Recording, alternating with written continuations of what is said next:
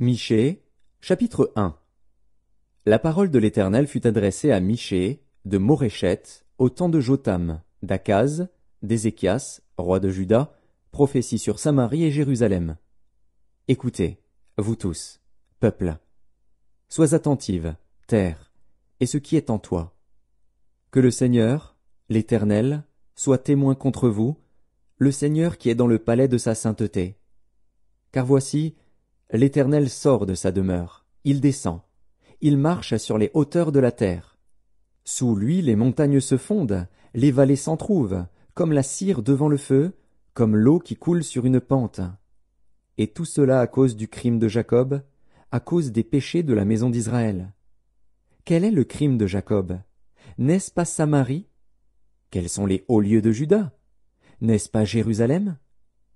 Je ferai de Samarie un monceau de pierres dans les champs, un lieu pour planter de la vigne. Je précipiterai ces pierres dans la vallée, je mettrai à nu ses fondements. Toutes ces images taillées seront brisées, tous ces salaires impurs seront brûlés au feu, et je ravagerai toutes ces idoles. Recueillies avec le salaire de la prostitution, elles deviendront un salaire de prostitution. C'est pourquoi je pleurerai, je me lamenterai, je marcherai déchaussé et nu, je pousserai des cris comme le chacal, et des gémissements comme l'autruche. Car sa plaie est douloureuse.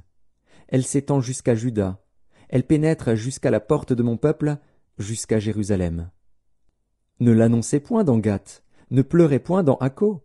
Je me roule dans la poussière à Beth-Léaphra. Passe, habitante de Shaphir, dans la nudité et la honte. L'habitante de Tsanaan n'ose sortir. Le deuil de Beth-Haetzel vous prive de son abri.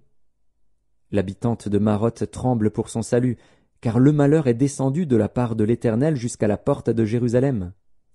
Attelle les coursiers à ton char, habitante de Lachish.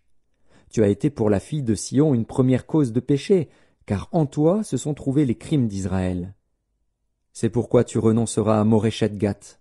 Les maisons d'Aksib seront une source trompeuse pour les rois d'Israël. Je t'amènerai un nouveau maître, habitante de Marécha. La gloire d'Israël s'en ira jusqu'à Adulam. Rase-toi, coupe ta chevelure, à cause de tes enfants chéris. Rends-toi chauve comme l'aigle, car ils s'en vont en captivité loin de toi.